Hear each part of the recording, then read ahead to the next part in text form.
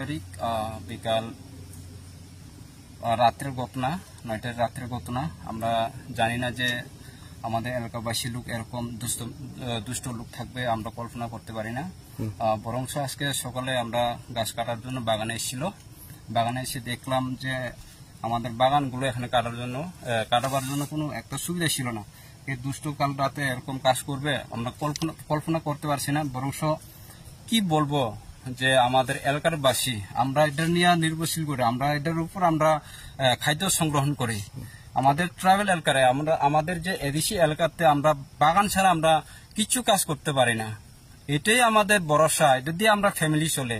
যা ফ্যামিলি হইতে বাচ্চার পড়াশোনা হইতে আমরা এটা নিয়ে আমাদের খাদ্য সংগ্রহণ হইতে ইনকাম হইতে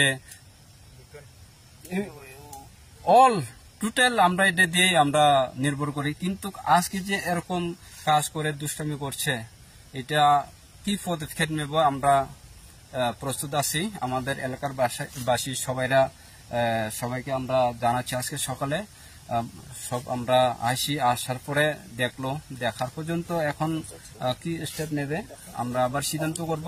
অনুমানিক কত গাছ হয়তো নষ্ট করছে? ধন্যবাদ এই কথা জিজ্ঞাসা করার জন্য। এখানে টোটালি 400 বাগান লাগানো ছিল।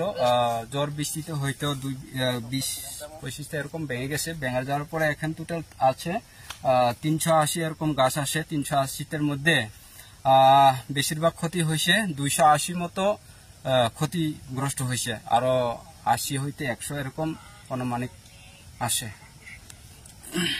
আমাদের কোনো সূত্রতা বলে আমরা বলতে পারি না, কারণ আমরা সবাই সাথে থাকি, সবার সাথে মিলেমিশে থাকি। কালকে হঠাৎ করে যে এমন কাজ করছে আমাদের কোনো সূত্রতা নেই।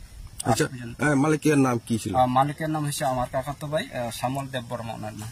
কোন জায়গায় এটা থানা Bishramganj, village Buriraibari, district Sepahijala, block Jampuijala.